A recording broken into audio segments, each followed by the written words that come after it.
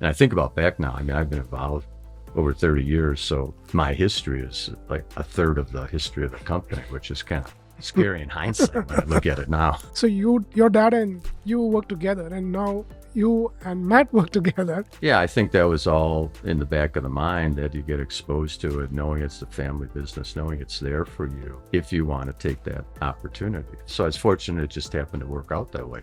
Other family businesses are not as fortunate, and they end up selling or having independent from the family, somebody running the business for them. For companies out there planning succession just like how you did, so what advice would you give other distributors out there? You need to identify individuals early on, whether that means 5 years or 10 years, and always be thinking about how you structure the organization. I'm constantly, as business evolves, have to take a step back and ask yourself who, if we're going to move into that next generation, would be the ones that are capable of doing that. With a lot of talk about AI and all that, are you guys already experimenting with AI at Standard Electric, and what are you doing there? So we have invested a lot in the business in certain softwares, vertical lift modules in the warehouse, become more efficient to make sure we stay ahead of the curve. We see what's out there. We're developing an AI group to continue to explore where we become more efficient. It's an ongoing evolution. I don't have the answer yet, but it's definitely something we're paying a lot of attention to.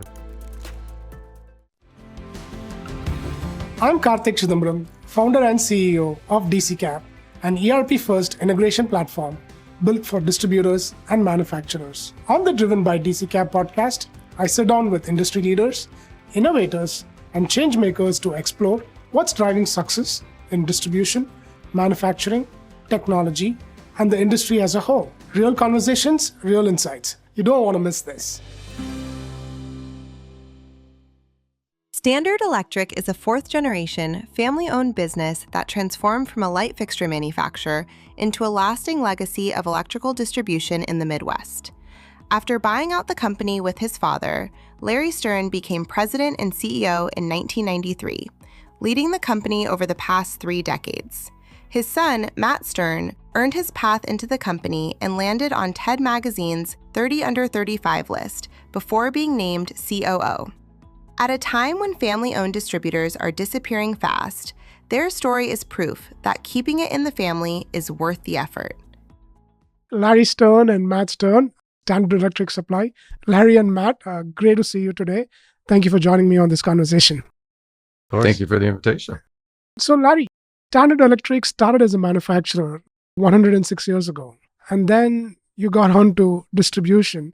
A business surviving 100 years is no easy thing. So tell us what happened there. Yeah, it's funny because I think back, and I didn't really grow up working in the business.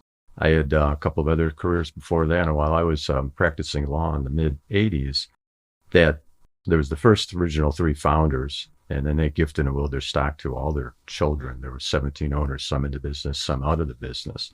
And obviously, as they're getting older in 60s and 70s, none of them had any children involved in the business, and you have some traditional issues with getting value out of the business. And myself and our firm, we got involved in helping clean that whole situation up. And that's what drove me to have the interest in wanting to carry on the business to another generation. And so we were fortunate. A lot of businesses aren't, where they have different family dynamics, where they're not able to carry on to another generation. But by cleaning that up and then allowing that opportunity to my children and Matt to get involved was how that all came about initially.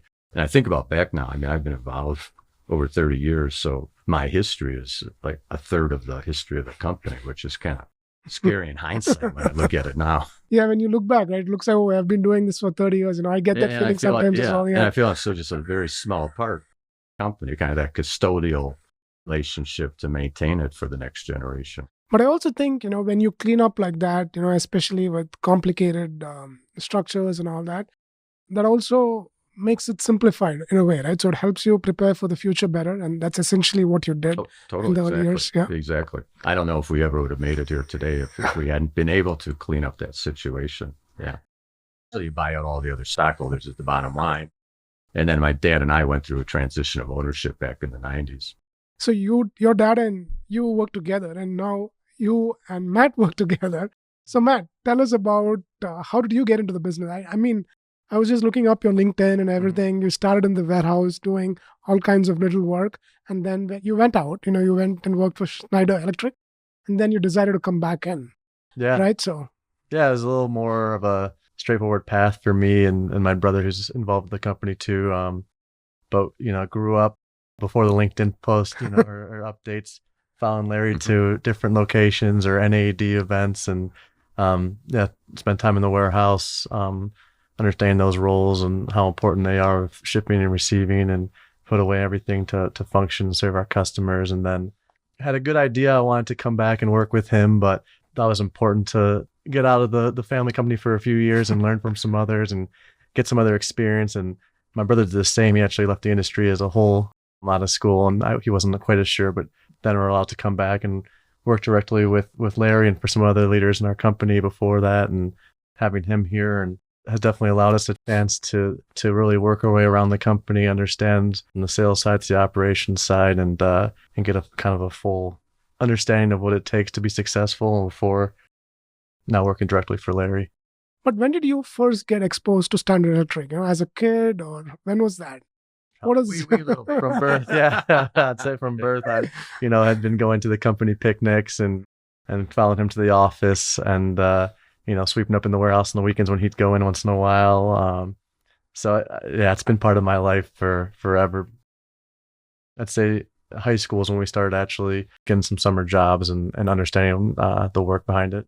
So, Larry, was that intentional? Like letting Matt go to the warehouse, as a kid and all that, is that intentional? And Well, I don't know if I had in mind where we are 30 years later now, but they always knew that it was a family business, that it was part of our family. And like I was saying before, one of the reasons I got involved myself is because I just thought it was important to carry on that family legacy and wanting them to give that opportunity to my children also if they want it. But I never wanted to put them in a position where they would feel like they had to or forced to in any way. So getting back to your question, yeah, I think that was all in the back of the mind that you get exposed to it, knowing it's the family business, knowing it's there for you if you want to take that opportunity for it. talking about family business, right? There's also a lot of consolidation happening in the market, which we are all aware of.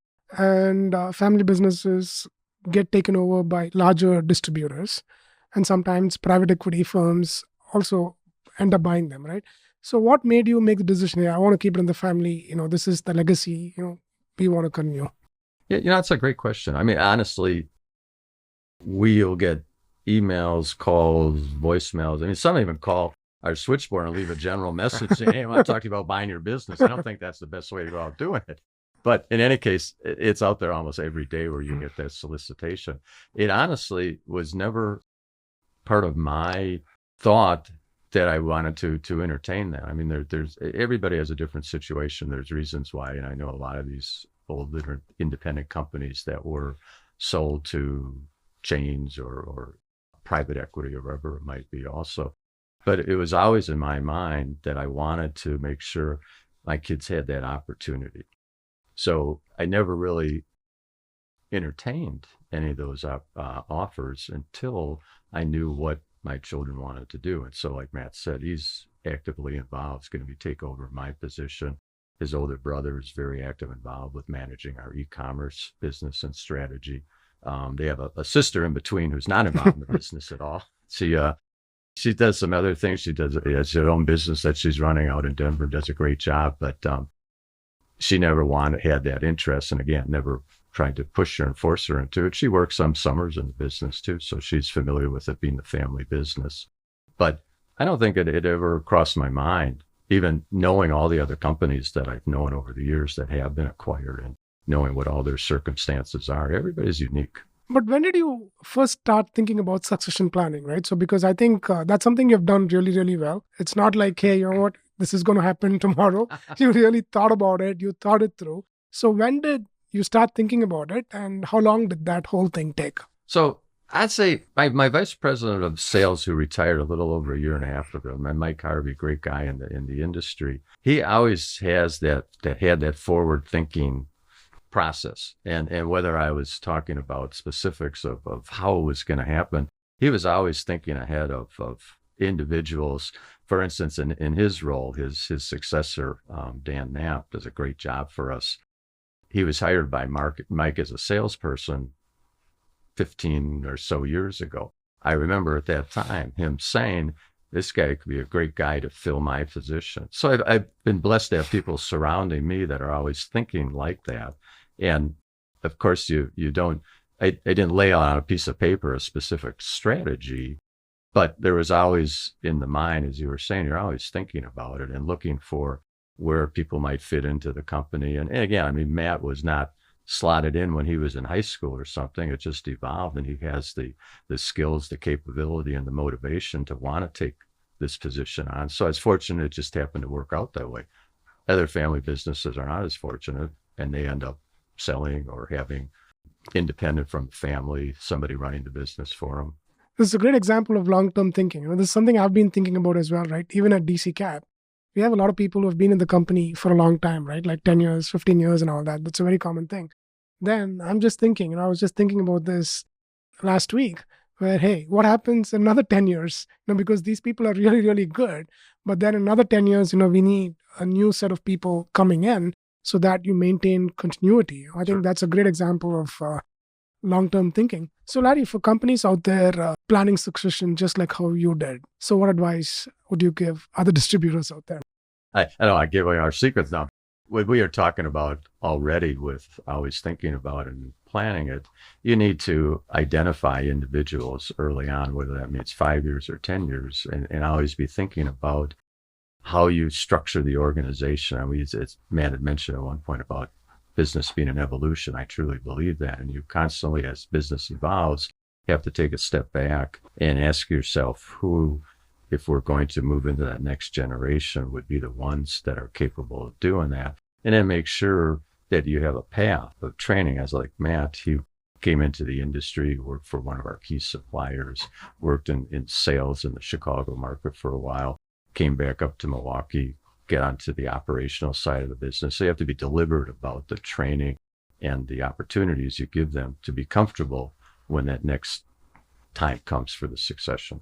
So Matt, tell me, right? So family business, so private equity, you always have a lot of growth and all that, right?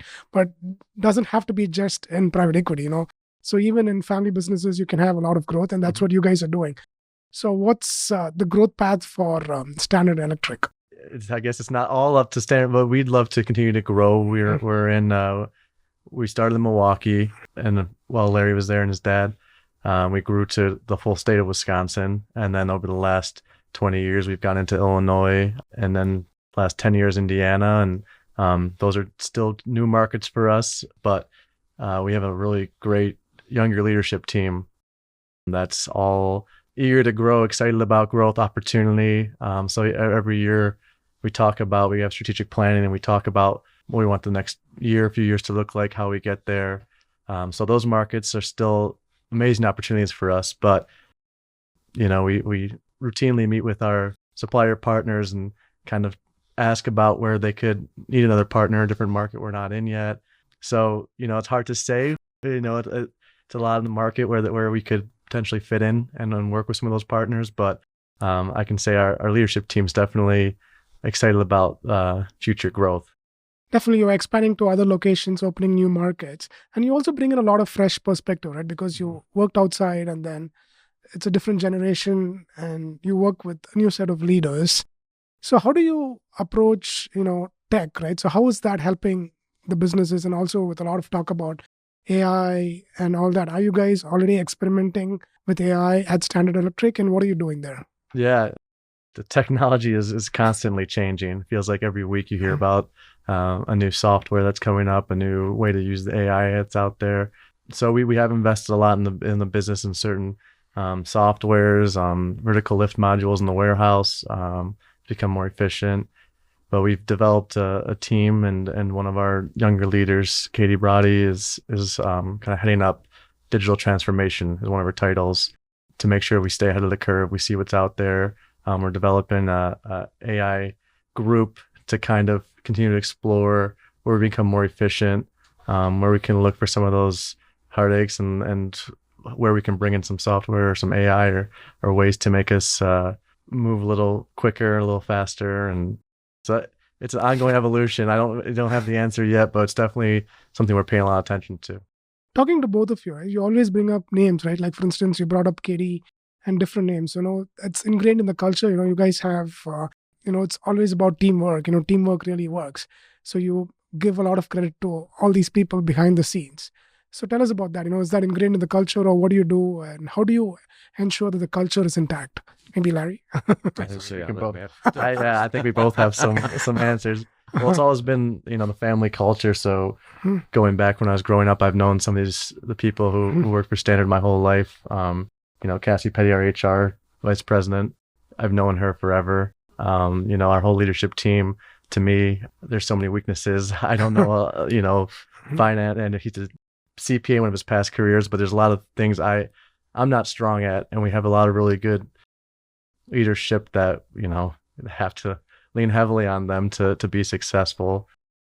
I know you can talk more. So, about the culture. I always believe you have to find good people that are smarter than you or technically better or whatever it might be, and then nurture that relationship. I've always said that when I started in the business, I knew this much about it other than wanting to be in a family business. Today I know maybe this much, but it's finding those individuals and being motivated like yourself, being part of the company. I think when we look at large organizations, whether it's a manufacturer, one of our suppliers, or one of the large global chains, we can compete against any of them. We have the size and the capabilities to do that. The difference, though, is that so-called family touch, or making people feel part of the business, part of making the decisions, implementing the decisions. And that really is what drives the business. You can't have one person be able to do all that. You're never going to be able to grow and be successful otherwise. Especially in distribution, relationships matter, and they make a whole lot of difference. Yeah.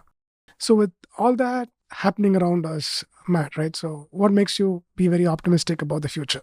I'd say, coming to events like these, hearing from industry experts, manufacturing partners, the opportunity they see out there, young people getting more involved. I was sitting with some suppliers today, and they're talking about ways to promote the industry, such a great industry to be part of. And they're getting more creative about how to get people in, because once you get in, they joke, you're never leaving the industry. You might bounce around to different distributors or suppliers, but there's just so many great opportunities. Business continues to grow. It feels like for most distributors out there with new opportunities coming up, all the automation happening, it doesn't seem like there's an end in sight of opportunity. And Larry, you have served NAED and multiple other organizations for a long time, right? So we were talking about this like 20 years, 30 years. That's ingrained in you. How do you find time for this? Because you're already running Standard Electric, that's a busy job by itself, but then you also spend considerable amount of time giving back to these organizations. You also were the chairman of IDEA. So how do you find time to do all this, and talk through us? Well, I've found that it's actually extremely valuable to our organization. Yeah. First of all, you have to have a great management team and great people that are running the business for you to allow you to have that time and opportunity. But I think over the years, as you point out, it's been probably 20 some years in different roles within NAD, from regional vice president, treasurer, educational chairman for NAD. It's been a long time. And over that time, you get to meet a lot of smart people, able to network with other individuals, find out what they're doing.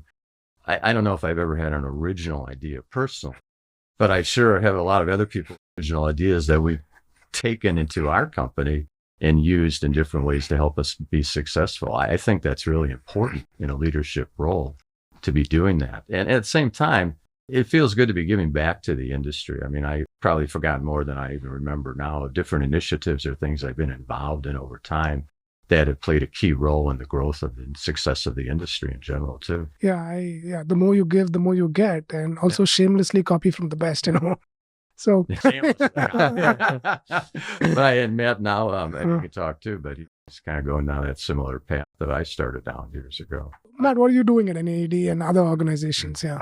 I've gotten involved. NAD has a committee called the NAD Lead Committee. It's for new leaders, younger leaders, people who can just use a little more training. When there's a conference around it, Last year I was the chair of that. But like Larry was saying, I've been involved for about 5 years now, and it's been so valuable, the relationships. You were mentioning how important it is to have all those relationships that I've made through that, where I'm talking probably weekly to someone I've met through NAD or through the lead committee with questions about how they're handling certain situations, or talking about growth, how to be successful with that. And so far, those relationships have been one of the more valuable things that I've gotten out of NAD and getting more involved. Last question to you, Matt. What are some things you do outside of work? Outside of work, I'm a big sports fan, a lot of Wisconsin sports growing up in Milwaukee. So, I know we both go to some Bucks games, Brewers games. I love music.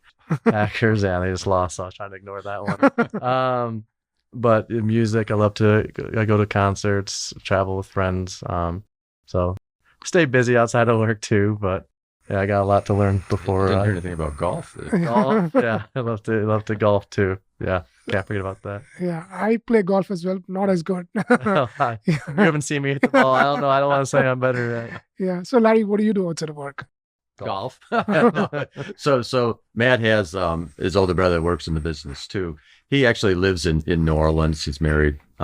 They have our 2 grandkids down there. We're still waiting for Matt and his sister for that. But in the meantime, though, since they're down in New Orleans, we've got a place down there too, and we go down there. We try and get down there regularly every month to be part of their life and be part of the grandkids' lives too. And that's a fun part of as the transition is going on, to be able to do more of that. I think it's a lot of fun. So Matt and Larry, thank you so much for joining me on this conversation. I really enjoyed it. Thank you. Yeah. Thank you. Thank you for joining us on this learning journey. At DCCAP, we love sharing what we learn, and we also make your data flow better. Your ERP is the heart of your operations. DCCAP is the brain. We make sure your data connects seamlessly across all your systems. To know more about us, please visit dccap.com. Make sure you subscribe so you don't miss any distribution secrets. Catch you on a new episode soon.